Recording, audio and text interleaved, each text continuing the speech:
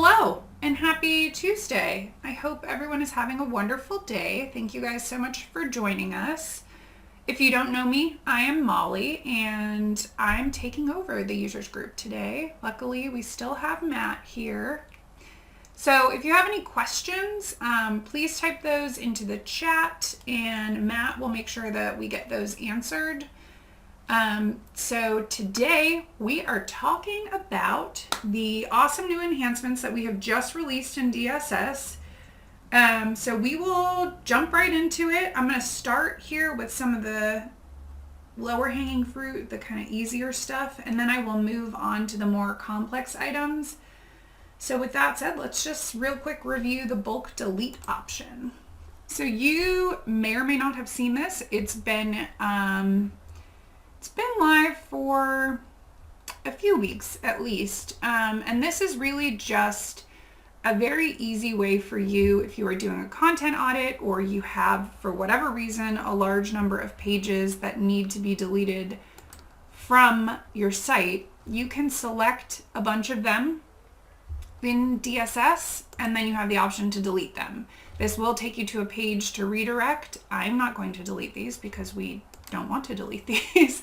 But you'll also notice that you are limited to selecting 20 pages at a time. We don't want you to run into any irreversible accidents that could cause problems. So we've put this small fail-safe in place, but this is really important for you guys if you are going to do any sort of content audit. And as you are deleting your content, we always strongly recommend that you have a plan in mind for this. Don't just delete the page without redirecting, because you're going to break it. You're going to provide a bad user experience. You're going to have an unfortunate situation with internal links leading to pages that don't exist, and it could impact your SEO. So go into this with a plan in mind if you choose to use this feature. But yeah, that's it. Short and sweet. That's the bulk delete option. So the next feature I want to quickly touch on is one that has been around, your math view, for a little while. And that is the client memo feature. And this basically lets you track your communication in DSS. So anything that you're emailing back and forth, you can track here, and you can also include attachments, which you can then download from DSS. So to do that, you'll see I have it here, as well as I've already sent this to Matt. I won't keep spamming your contact record, Matt, I promise. But you're basically just going to put, it's your domain at clientmemo.com, and you can CC this or just put it in the to field on an email. But if your domain is fosterwebmarketing.com, you put fosterwebmarketing.com at clientmemo.com, and this allows you to track all that stuff right in DSS, have access to it. This is great for if you want a place to have like client, obviously you don't want to do anything too sensitive, but if you have like things that they need to sign that can be accessible by other people who have DSS access, this is a great place to do that. Another quick one we're going to go over is the thank you email metrics. And oops, wrong dashboard. This one is already proven to be useful for Foster Web Marketing, because I have come to the conclusion that nobody opens our thank you emails. We have a pretty abysmal open rate, which means that the thank you page is really important. So I'm glad that we have this. We've just released it. It's really basic, straightforward. It just tells you who's opening your thank you emails.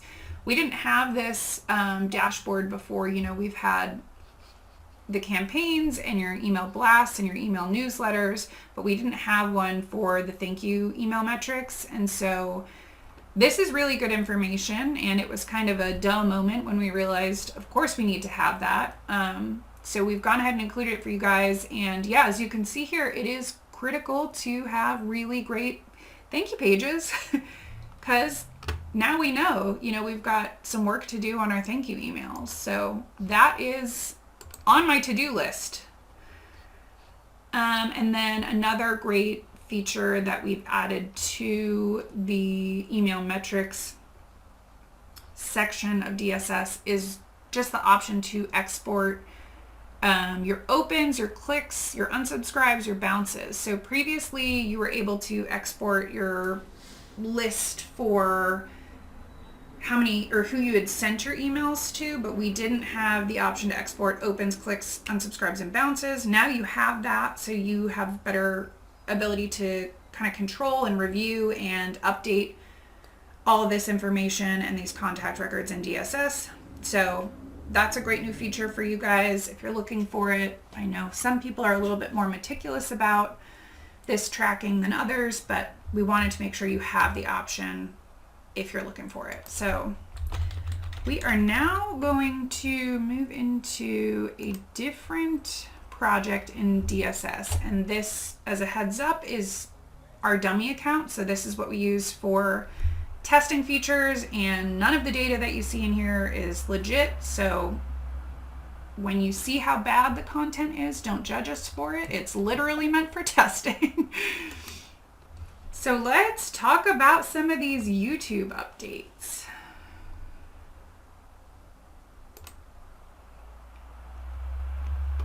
Let's see. What did I not save in here? So this is the one I've been playing with. This is for YouTube enabled projects in DSS. So if your website is YouTube enabled, this is what you will look at when you are creating video pages in DSS. Previously, your meta description acted as your video description on your YouTube page. And, a few people pointed out very wisely that this is not the most effective way to optimize your YouTube channel. So we went ahead and broke that out to a separate field in DSS. So as you are adding these videos to your site and to YouTube, you have the option to customize your YouTube description. You don't have to bounce back and forth between DSS and YouTube in order to do that. And as you can see, I've updated this very well optimized video description for YouTube that says, here's a new and different description for YouTube. It is unique and interesting. And if I go to this video on YouTube, wow, which is kind of dizzying, you can see that my new description now matches what I have in DSS, but it is not just duplicated the meta description. Molly, we have a question. I believe they're asking about the character maximum for YouTube description. I believe it's 750 last time. I don't remember. Do we have it set in here for the character limits? We didn't specify in here what it is, and that may have been because we don't know if it will change. I'm not sure what the decision-making process was behind that, but that is a really good question. Yeah, she was saying it's 5,000. So. Okay. There you go. Yeah, and we can verify that, look into it, and I'll provide that information for you guys. But that's a great question. And this YouTube enhancement, all of these features are still this is a little bit of a soft launch of these YouTube enhancements. I don't want to give too much away, but we've got more enhancements coming down the line. So if you guys have feedback like that, that's very helpful. Let us know what would be helpful for you so we can include that as we are updating this stuff. One thing I did want to note, so another feature that we have introduced with the YouTube enhancements is the option to save all of your updates for your website, or save all of your updates for your website and push new information to YouTube. If you choose to fill out the video description on YouTube page field and you only save it to your site, say you're putting it in draft form because you want to update it later, but you're not ready to publish it yet. If you only save this to your site, and I'll show you what that looks like in just a second, it won't save because DSS is telling you're telling DSS logic not to push that to YouTube, and they don't want to override anything that you have. So it's going to disappear. So don't use this as a draft field. If you're going to use it, and otherwise, save it in a document, save it in Drive somewhere. You can access it later, but I don't want anybody to lose work that they are doing by putting something in here and thinking that they can save it as a draft the same way you might in the rich content editor. Molly, do the tags get published to YouTube as well? So we set up a bunch of tags. Do all those get published as tags on the YouTube page for optimization? They do, again, if you decide to save and push to YouTube. Gotcha. So I will do that, but let me just show you real quick the last new update that we have, which is, I think, very helpful for people. In DSS, if you're using our original video editor, you were able to see whatever pages your videos were assigned to, but since we moved to YouTube, because they are hosted on YouTube, we weren't displaying that information. We've now gone back and added that because obviously that's something that's very helpful to be able to see. Again, it's one of the things that we've learned from pushing these things forward, and now we have feedback, so we're glad to be able to make those updates. But yes, if I save and push this to YouTube, it will all go to YouTube, including the tags.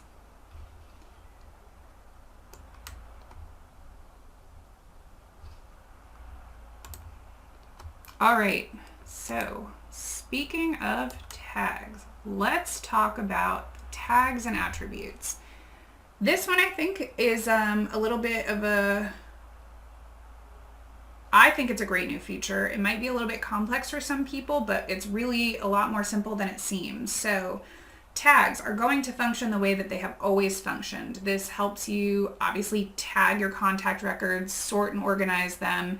And this is what you're going to use to handle any email communications moving forward, as you always have. Attributes function exactly the same way. They just will not allow you to filter who you're sending emails to. So this is really purely for your organizational purposes. For example, we might use attributes to help organize people by practice areas. So if you're an estate planner, we might have an attribute for you that says that you're an estate planner, just to make things easier for ourselves when trying to review, like, how many estate planning clients do we have right now, when people ask us questions like that off the cuff, and we can easily go into DSS and find out. If you want to use an attribute and you decide eventually down the road, oh, I want to send an email to these people, you can easily select everyone with that attribute and then just add the tag. A few things that are different about the way tags and attributes work now is that you will have to add any new tags or attributes in the Manage Tags and Attributes section of DSS. You're not going to be able to just create new tags or attributes on the fly within contact records or forms or wherever you may be. It's got to be here. And to see how this works, you'll see now you've got in your filters an option to include or exclude tags, and then include or exclude attributes. Another thing you might notice within tags and attributes that you may not have seen before is that we now have these campaign labels in front of any campaign tags. And I will dig into that a little bit more in just a moment, but I want to show you how you can search for anything easily within your tag section now. We've added the option to, you can start typing, and anything that contains the word book will pop up for you, and it will eliminate all the other tags, so it's much easier to get through your list. If you have a bunch of tags, we have like 8 billion, so this is a very helpful feature for us. Another thing that you'll see here, let's do this. I selected 3 tags here to include. You'll see now that there's an option for may have any of these tags or must have all of these tags. So if I want to send an email to somebody who is on the 0-day email campaign, who is on the book order campaign, and who has the tag bank, and only those people, then I can select must have all of these tags. If I select may have any of these tags, they can have any one of those 3 tags, but they don't have to have all 3. So hopefully that makes sense and is clear to everybody, but that's really helpful for if you want to send something to, you know, an estate planning client. You can say they're a current client and they have been tagged with estate planning. Did you have a question, Matt? No. Oh, gotcha. Okay. And again, you can search by attributes as well. So if I want to tag everyone who lives in Phoenix, Arizona, just to be able to have that, I can see it. I can review that these 4 people live in Phoenix, Arizona. And if I decide that I want to send an email campaign to everyone in Phoenix, Arizona, I can go ahead and assign the tag Phoenix, Arizona. So, or whatever tag I choose. But this makes it easy for you to keep things organized without cluttering up your tags, which I know a lot of people have a lot of tags, so that should be helpful. And then finally, we are going to review the new campaign enhancements, which are, I think, very exciting. So as I mentioned just a moment ago, for your campaigns, moving forward in DSS, you will have one tag for a campaign, and it will be campaign : and then whatever you've titled your campaign. You can't add multiple tags to a campaign. It's just going to be the one tag. You can still add tags to people that come in through that campaign the same way you would using the form builder, but within the campaign itself, to eliminate confusion and clutter and run the risk of cross-putting people in campaigns that you didn't intend to because you were using this as an option to just add a bunch of tags to contact records. We have eliminated that and made this very clean-cut, straightforward. That's the campaign tag for this campaign. You now have the option to exclude tags from your campaign. So if, for example, you're running campaign car accident 3 and you don't want anyone who is on my new campaign to get this campaign, you can exclude those people here. This makes it easy to keep people off of multiple campaigns, and it also gives you the option to time out your campaigns a little bit better. So if somebody downloads your what to do after a car accident book, and you want them to get that campaign, that follow-up campaign, but they also download your I've been hit by a car, what do I do now book, and you want them to get that campaign, but not at the same time, this feature allows you to time out your campaigns so you can put them on one campaign, and then at the end of that campaign, switch them over to the other campaign. And I will show you how that works here in the sequences, because you'll see there's a lot more going on here right now. So your emails will still work the same way they always have. You're going to give it a title, you're going to choose your email template to send, and when you're going to delay it. But you can also assign or remove tags and assign or remove attributes throughout the campaign. So right now, as you can see, I've got anyone on car accident, my campaign car accident 3 is going to get this campaign, and they won't get my new campaign. So I've set this up to, send out the emails, assign tags throughout, and then the last 2 sequences, the last 2 actions in my campaign sequences are to remove the campaign tag for car accident 3. So that's this current campaign. And then I'm going to assign them the campaign tag, my new campaign. So these 2 things will allow me to take them off of this campaign and ensure that they are on the other campaign. And then, oh no. It's going to show you the actions you can do, but I don't know who's on what campaign. It's all right. Bear with me. I'll find somebody. Let's see if I'm on a campaign. Just send them all to Steve. Okay, great. So look at that. I'm on car accident 3 campaign. So if I decide that, for whatever reason, this contact, who happens to be me, so I'm just going to refer to myself in the third person here to try and make it simple.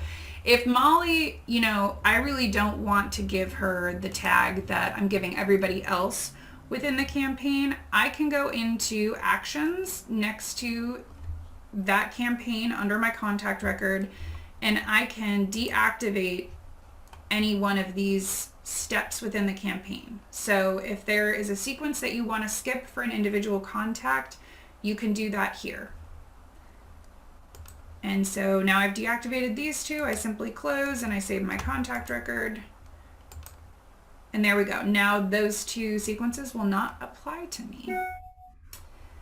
And that is it. That's all I've got for you guys today. So I am willing to bet there are questions.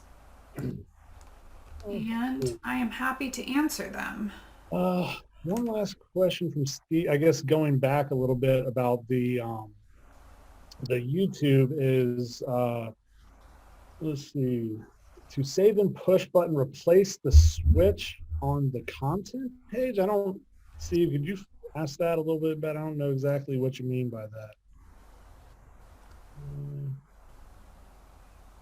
I guess he was asking a button about the actions on the YouTube as far as what that does. Gotcha. I have a question. Is this going to be available to everybody, or is this an added feature they need to pay more for? Because this seems pretty cool to get some of these advanced features that a lot of people aren't going to take advantage of. So do they deserve this? It's a really good question. And yes, this is available to everybody. And we've actually had, numerous people tell us to start charging for this stuff, but you guys are paying for DSS, and one of the things that comes with your DSS license is access to all of these enhancements. And these are things that we find useful and we think that you guys will find useful. And yes, some people will not take advantage of it, which is unfortunate because these are awesome new features and they are, pretty user friendly, but it's up to you guys if you want to take advantage of them or not. And you might do it here and there, or you might do it all the time. But yeah, they're available to everybody. Awesome. Steve, to answer your question, yes, this is replacing that switch. So anything that you're publishing to YouTube, if you add content to that page, you can hit save and publish to YouTube rather than flipping a switch. Cool. So it looks like, let me just double check I didn't miss anything, but it looks like we've got all of your questions answered. And I know that everyone is going to have more questions once they start poking around. So of course we're here to help. Customer service is here to help. Joanna and Cole are here to help. I'm here to help if you have questions. If you want to reach out to me directly, you're more than welcome to. But yeah, I hope you guys really take advantage of the new features, enjoy them, and hope you guys have a great rest of your day. I'm excited about it. I want to play. I got a lot to do. I'm pretty pumped. We got one last from Steve here. Description doesn't save after the push. Let's can you reach out to Joanna, Steve, because I'm not sure what that question is.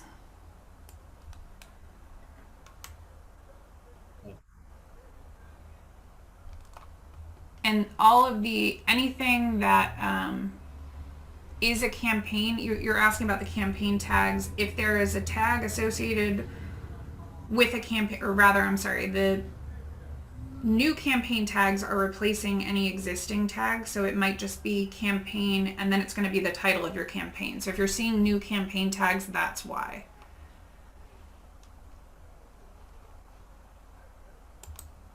Okay. Well, you can reach out to me or Joanna. We'll talk to you offline because I think this is a specific question for you. So cool. Thank you guys so much for joining us. We'll see you next time. Have a great rest of your day. Thanks, Molly. Thanks. Bye.